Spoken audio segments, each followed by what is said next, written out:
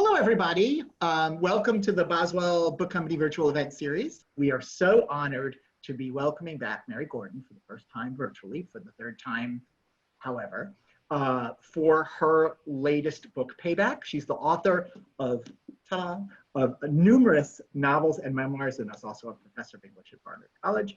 Her latest novel, and I mean just because I check the reviews every day, received a great review in the Los Angeles Times from Helen McAlpin, who called Payback her most topical and propulsive novel to date, nothing less than a high-stakes battle for decency. We're very honored tonight that Mary Gordon will be in conversation with Mary Beth Keane, the author of several novels, including the much praised New York Times bestseller, Ask Again, Yes, that is now in paperback. And with that, let's give a big warm welcome, however one does that virtually, to Mary Gordon and Mary Beth Keane. Thank you so much. Thank you. Hi, everybody. Thank you for coming. I think before we get into our conversation, Mary, you want to read a passage from Payback? You want to do that? The novel begins in 1972, and a very idealistic teacher has taken under her wing a very difficult student that nobody likes, and she's determined to give her the kind of encouragement that she thinks she needs because her family is also terrible. And she gives her a ticket to a lecture at the Museum of Modern Art on Picasso's Guernica, and an older Englishman tries to pick her up, invites her for a cup of coffee and then to his apartment. And she's somebody who has never been praised, never had friends, and has always just felt really underappreciated, although she's rather vain about her own intelligence, but she thinks that nobody really appreciates her. And he asks her name, and she tells him her name is Heidi. And he says, what a wonderfully ironic name for someone is the opposite of that good little girl. I bet you've always been a bad little girl, haven't you? That's what I've been told, she says. It isn't true. She was never called bad, only hideous, annoying, and stuck up. And what about beauty? Because you know, my dear, that you are a beauty. Not candy box pretty, but a real beauty, a real challenging beauty that the eye can never rest on, but hungers for more. What is behind those piercing eyes for the next words to come out of that fascinating little mouth? It's a kind of beauty a boy would not be able to appreciate. I pride myself on my connoisseurship. So he invites her to his apartment for lunch, and she goes. And he plays music, plays Fred Astaire. And she is really feeling like her dreams have come true.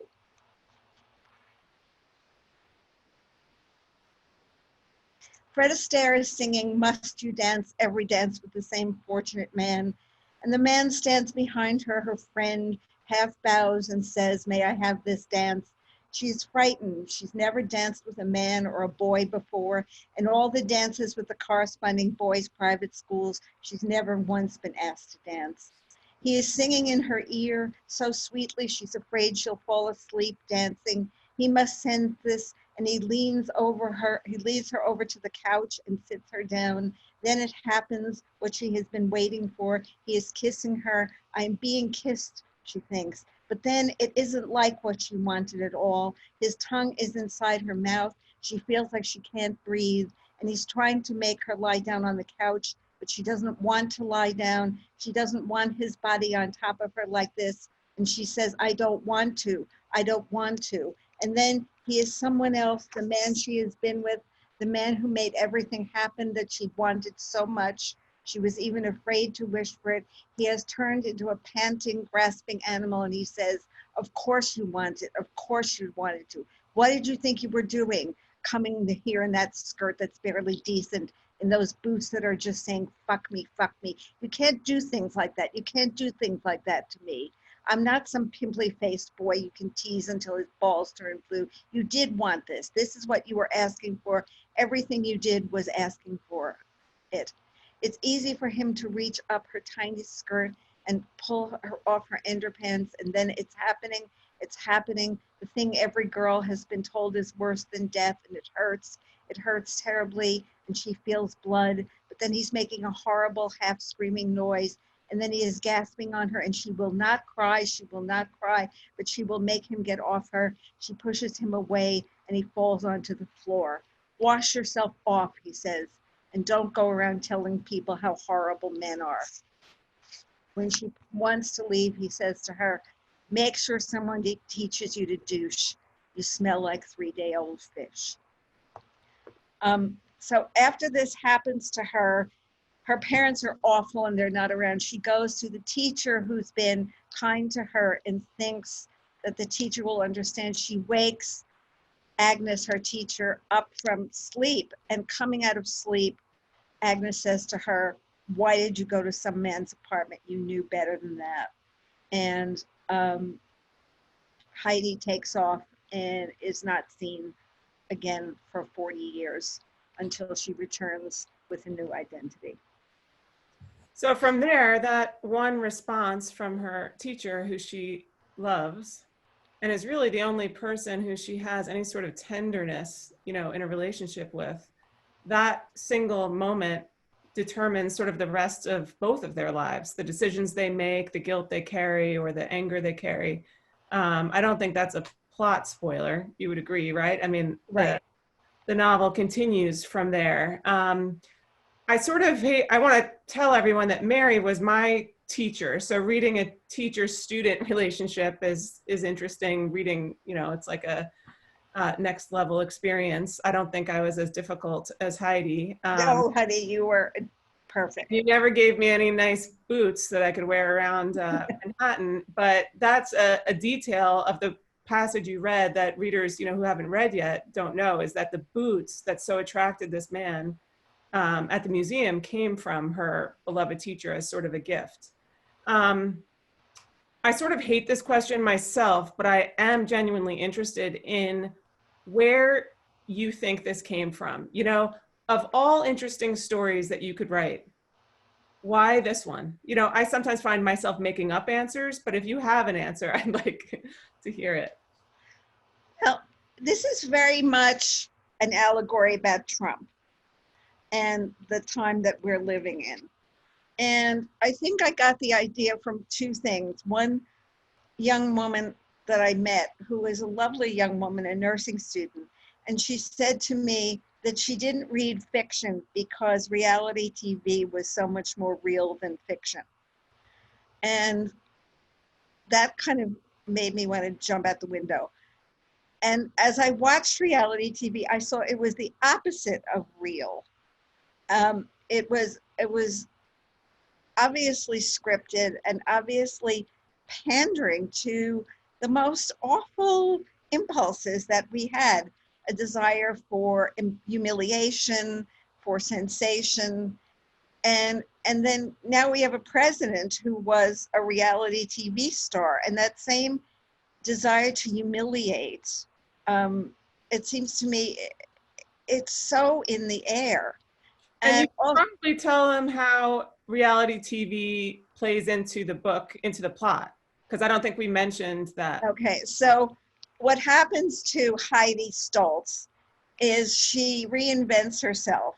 She gives herself a new name. She becomes Quinn Archer. She moves to Arizona and she has a reality TV show which is called Payback, in which you find somebody from your past life that got away with something and you make them pay you back.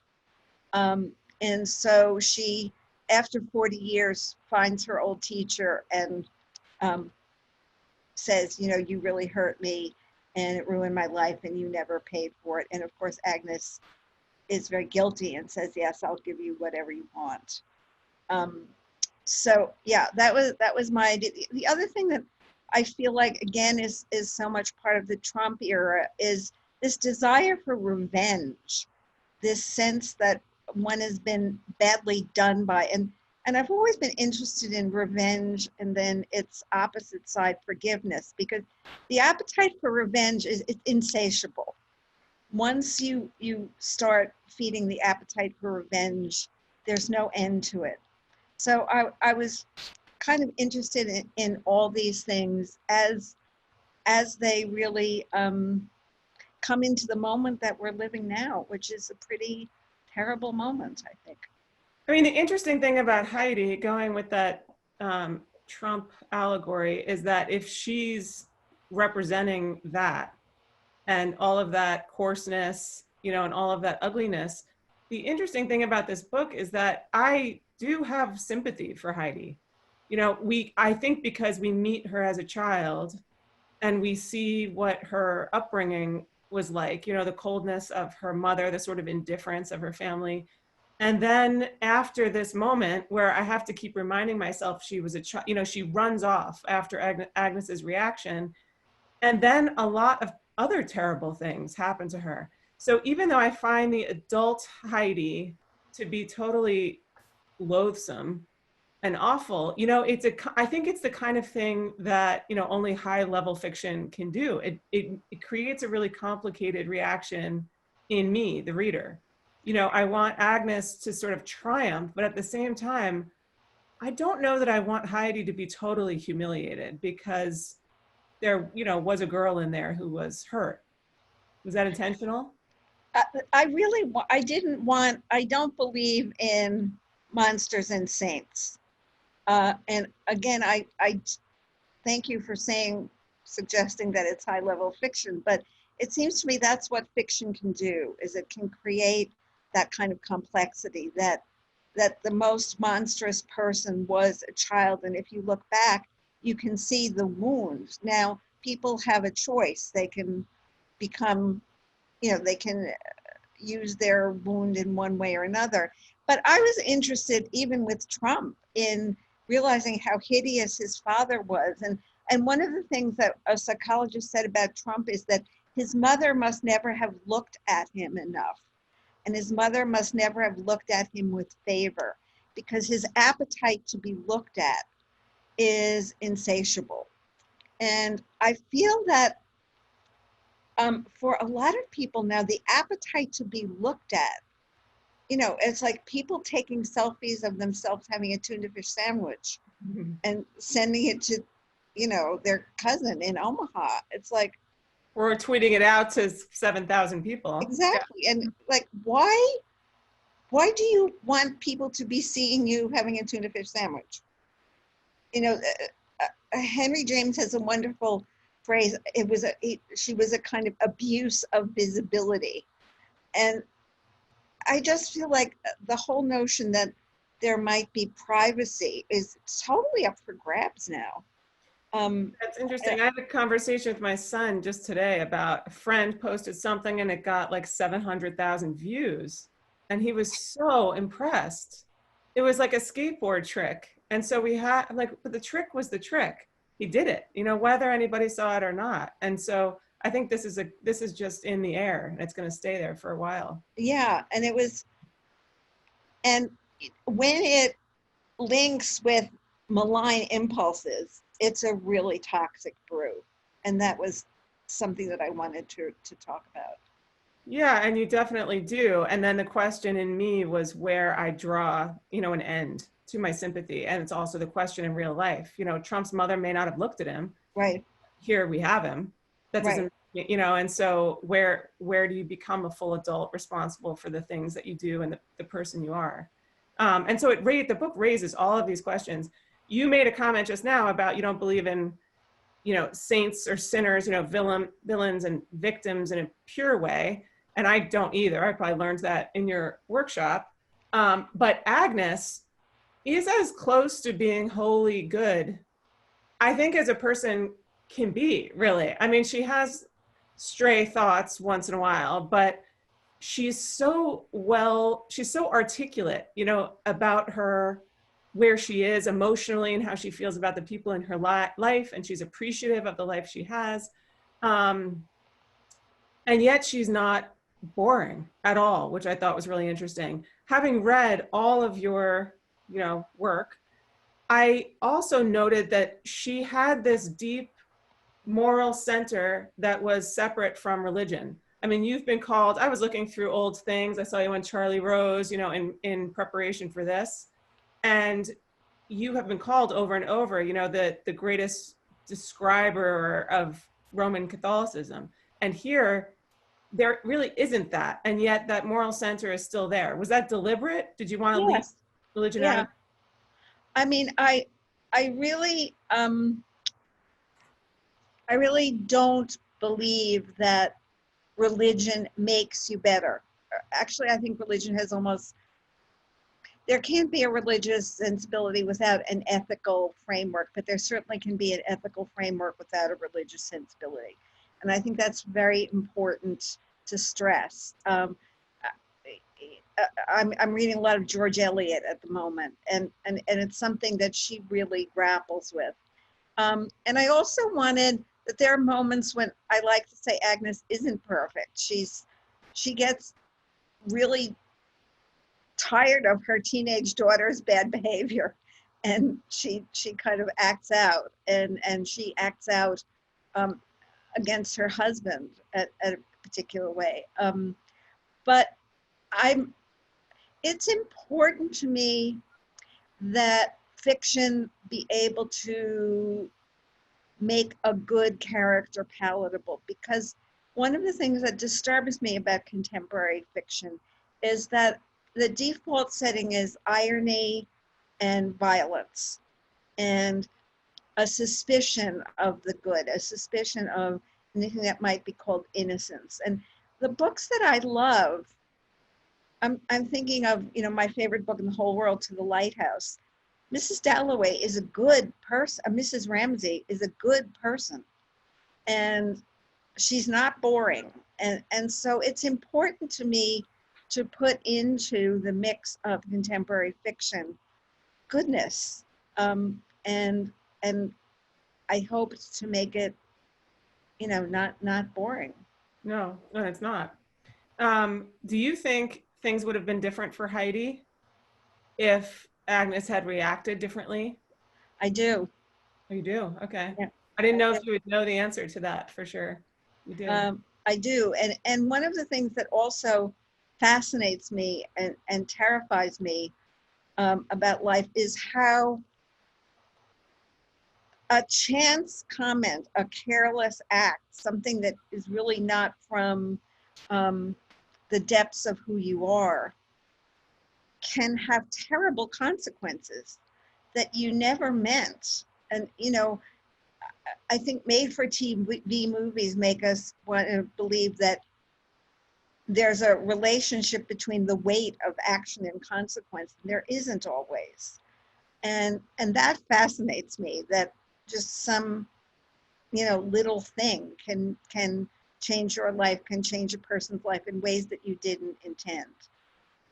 So I think that, yes, Agnes did, in a way, ruin Heidi's life. She didn't mean to, but she did.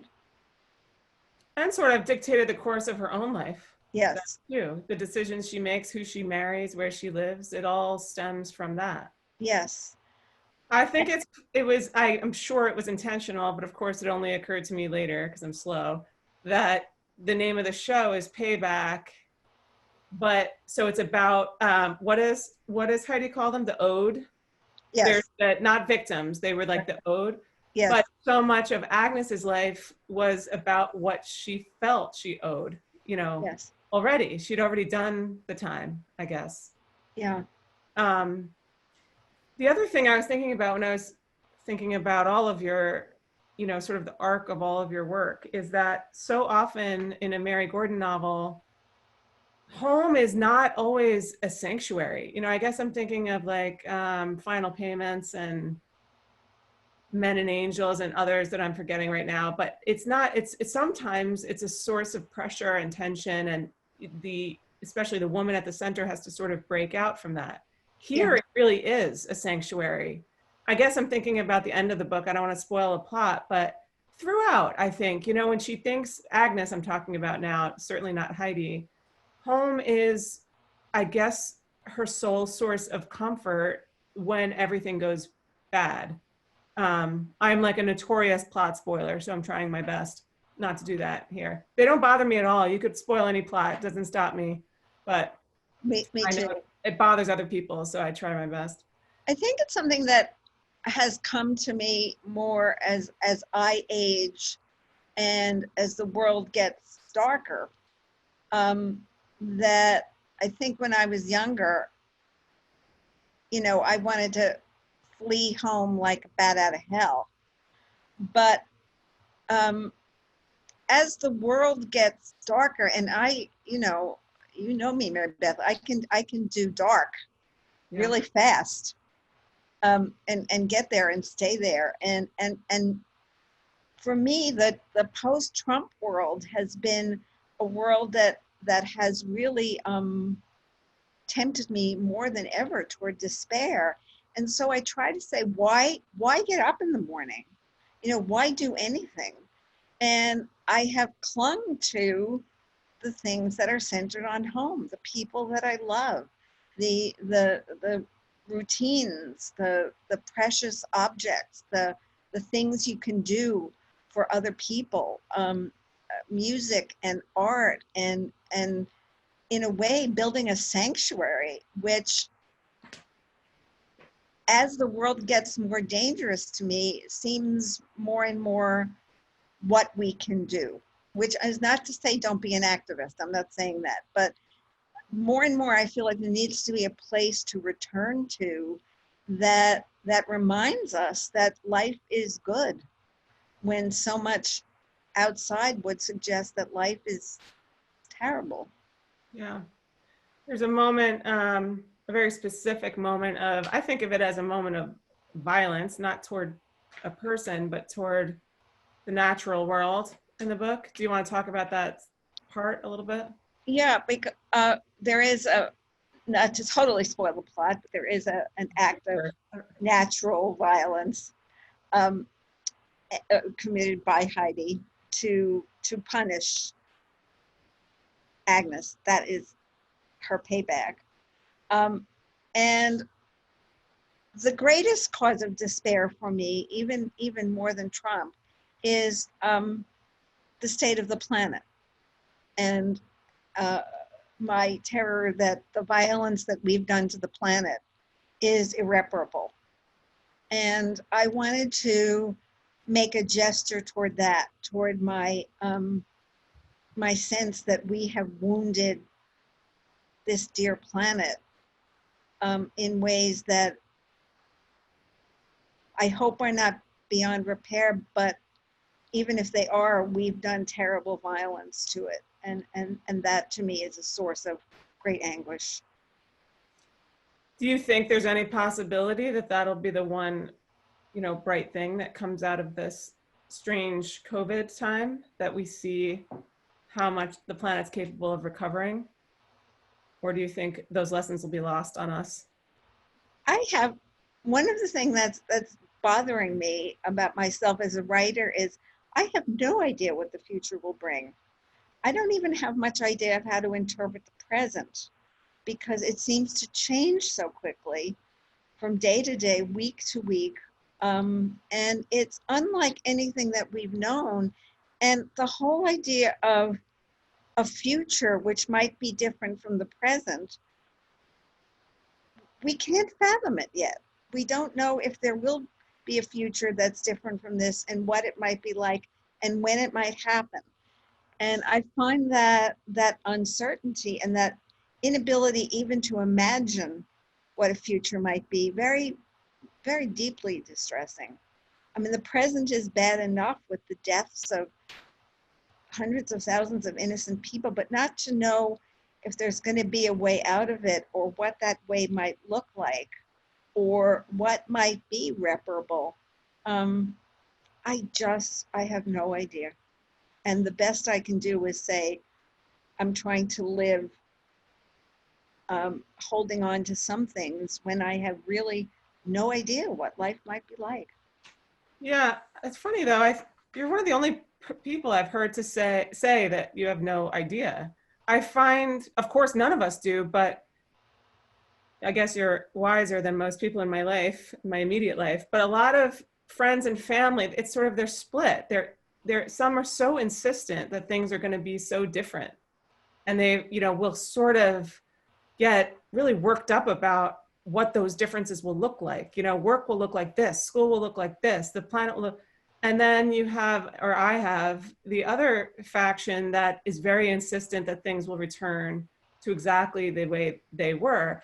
Both groups seem to find some sort of comfort in whatever it is they think, but I'm often in the middle wondering why I don't have a sure idea and everybody else seems to, That's because we're writers of Maybe the kind of fiction that we write. It's because I gave you the, I trained you in the terrible school of literature where there are no easy answers, and you live in that, ambiguity, and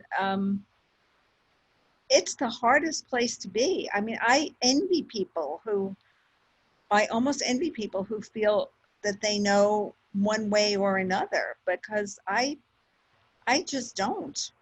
I really think don't. those people are more jarred when they're wrong. I never imagine I'm right, and so I don't get thrown off that often.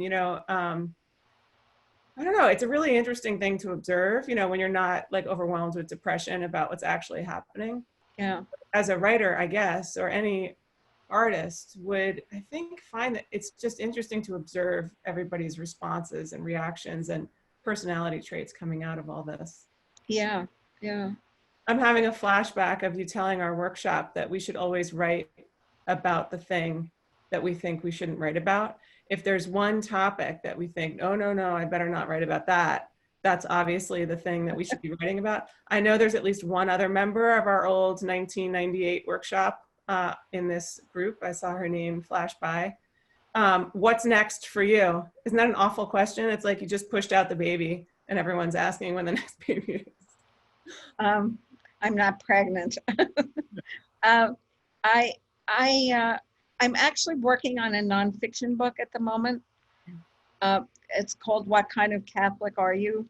And I pair people who have very, very different worldviews, both of whom saying their worldview comes from Catholicism. So, for example, I pair Bill O'Reilly and Stephen Colbert, who are both Catholics. I pair Nancy Pelosi and Kellyanne Conway, both of whom went to the same Catholic Women's College. Oh, wow. I pair Sonia Sotomayor and Brett Kavanaugh, who are both Catholic. And I'm pairing Rachel Maddow, who was actually raised Catholic and says if she identifies as anything, she identifies as Catholic, with Laura Ingraham, who's a Catholic convert. Oh, wow. So I'm trying to make the point that there's not just one way of being Catholic, and the paradox to me that people can be looking at the same body of thought and getting absolutely opposite messages from it. But I'm really just trying to, if one more person says to me, how can you still be Catholic? I'm just going to say, how the hell do I know? Don't ask me. But I think we've had that actual exchange at a diner in New York City maybe 2 years ago. It was a diner. It was a much fancier restaurant. Oh, we've gone to some diners, Mary. We get around. I know, but that wasn't that conversation. Oh, that was that. It was at Pastici, I think.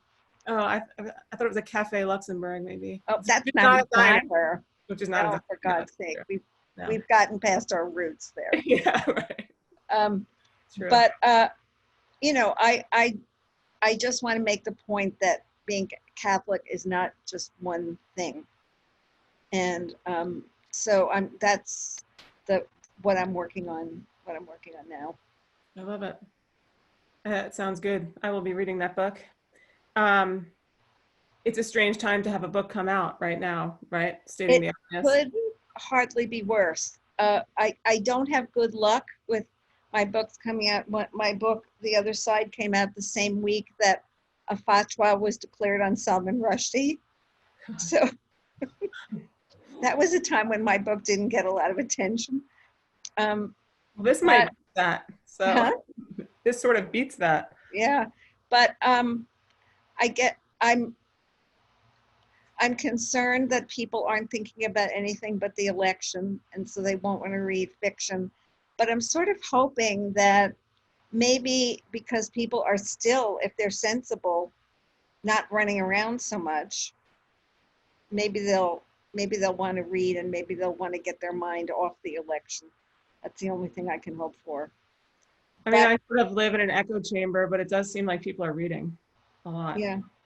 So, but it's so out of my control. It's never, I mean, it seems to me the discipline, and I'm not so good at it, but I can say what I ought to be doing. What happens to my book after I finish it is really not my business. And if you get too caught up in it, which it's really easy to do, there's nothing good about that. Yeah. Absolutely nothing good about it. And it's so seductive to go down that rabbit hole, particularly now. It's a really hard thing to remember, though, but you're absolutely right. You were talking about what you were reading before you mentioned George Eliot. What else? Are you reading anything contemporary that you want to share? Or anything? Well, if Daniel sends it to me, I ordered it from him. I'm waiting for the Elena Ferrante book. Oh, of course. Oh, it's not, it's out Next week, Tuesday? right? Yeah. Next day. I think they'll let us actually mail it on Monday, so I'll make sure I go through the things and get it to you. So that's what I'm eagerly waiting for. Well, I just finished Willa Cather's amazing book, which I'd never read, One of Ours, which is very pertinent because it has a section about the 1918 flu epidemic. And it's just amazing. I've also found, don't ask me how, but through fooling around, I found a novel by a 1930s writer called Josephine Herbst, which is just fantastic. And I'd never read it before. It's called Pity Is Not Enough. I'm writing that down. It's just gorgeous.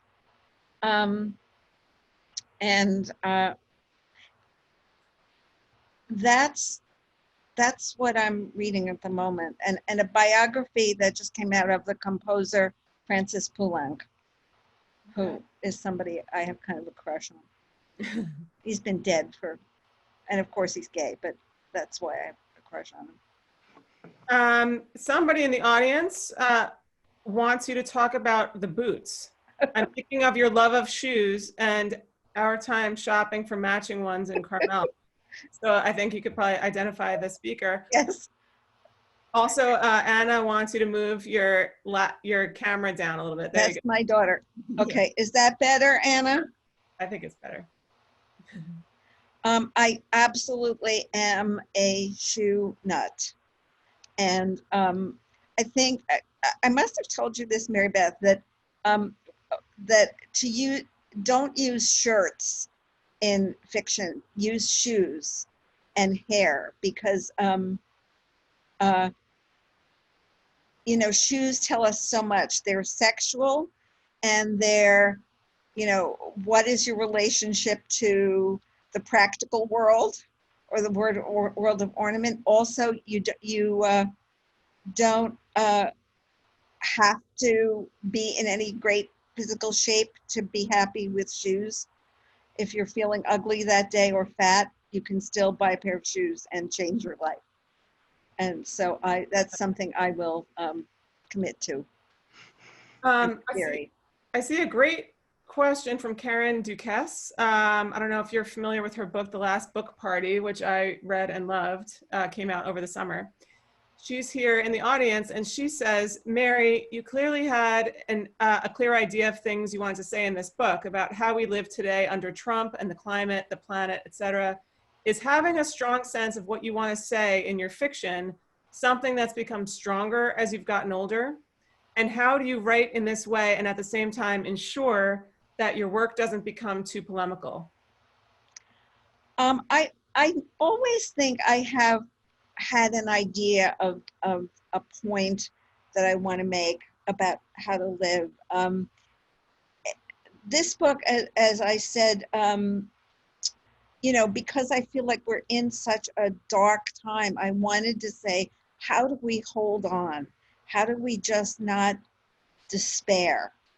And what I can offer is, in a way, rather meager, but I wanted to say it's what we have, and we have to hold on to beauty and kindness and decency and loyalty, and somehow believe that the darkness won't prevail. And I find it right now a very difficult task.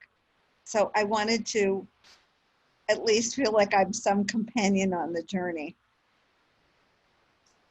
Good answer. I don't know. I hope I'm not being polemical. You're not. But I think in other hands, it could have easily gone that way, and it just didn't.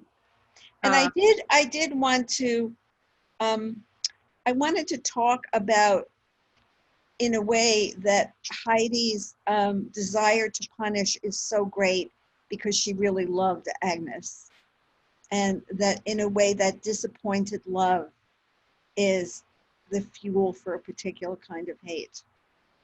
Yeah. And at one point I have Agnes saying, does the hater know the hated in the same way that the lover knows the beloved? So, yeah, I was trying to make that complex idea. Yeah. Sarah Blackley Cartwright makes the comment in Payback, starting right out with the smoothies and the fingernail polish, you know, that opening scene. They're being sort of, you know, bitchy and gossipy, the ladies who are lunching and talking about their favorite show.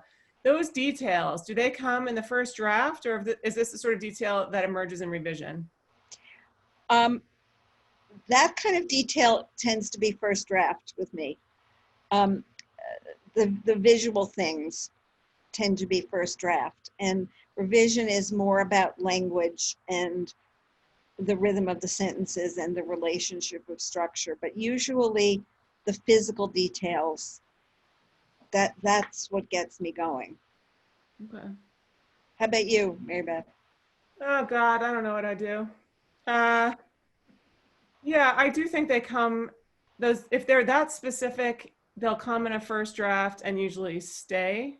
Yeah. I have to get rid of them sometimes, you know, in revision, which is always heartbreaking if it just doesn't make sense, you know, or if it is too much or it's confusing. Second drafts and third drafts are usually, for me, about, I have trouble with structure and time, you know, if I'm covering a long period of time and stuff like that. But the detail, you know, things like that, they just come, you know, as you're writing. And that's that's the joy, I think. Yeah, I mean, I really loved making up the restaurant at the end of the book. And what they were ordering and all of that. Yeah. I mean, Heidi, what was her second incarnation? What was her name? Heidi / Quinn. Quinn. She must have been really fun to write. Yes, she was. She was really some fun. of the things she says about how much she hates about, well, someone mentioned this in a review, I think, of New England. Yeah. She hates foliage. She hates popovers. She hates something else. I mean, she's funny. And that, you know, that can be sort of a joy too, and an energy to sit down with, I think. That was fun. I really liked her take on, you know, the school and her community. I had fun doing that. And she was smart. I'm sure she was right about a lot of those things that she noticed. And everyone else was just too polite to point out. And that's why I still sort of, not rooted for her, but I had some sympathy for her at the end. If only life had gone in a different way. And it's why it's so tragic that she could have been different. She was not an ungifted person. She's not an unimaginative person, but this tiny thing just catapulted her. Yeah. Jace, you're unmuted. Hi, everybody. Hi. I was really just asking Mary Gordon if she would indulge us for those who have not yet begun the book and read one more passage just for our enjoyment. Put you on the spot, Mary. Yeah, I'd do anything for Chase. I have to admit that I know and love her. Oh, okay. Thank you. Okay, so I'll just read I'll read the beginning then, where these women who are watching the show come together. Okay. Thank you. Okay. The Arizona sun is strong this February afternoon, but all the women are quite cool and comfortable. You might think that they chose the colors of their shorts and sleeveless tops to match the colors of the fruits they're eating: cantaloupe, watermelon, honeydew. Their fingernails and toenails are painted in various shades of opalescence: silver, rose, robin's egg blue. This is their weekly ritual: water aerobics, a manicure, a pedicure, then lunch, raw fruits, raw vegetables, whey protein enriched smoothies in front of one of their wall-sized TVs. Their children are grown, their husbands are somewhere. They're waiting for the show that is their favorite and for which they feel a proprietary pride because it started as a local cable show here in their own Brimston and has now gone national, but they knew it when. I just love her. I always have. I'm crazy about everything about her. When she goes after someone, I just feel good about things, like the world is on the right track. Blah, blah, blah, and boo-hoo-hoo, they say, imitating Quinn's inflection, toasting each other with their pastel smoothies. And then I'll just read the end, these same women a few months later. The women meet for lunch after hot yoga at Brimston's newest restaurant, Slow Co Low So, named for its principles: slow, cooked, locally sourced.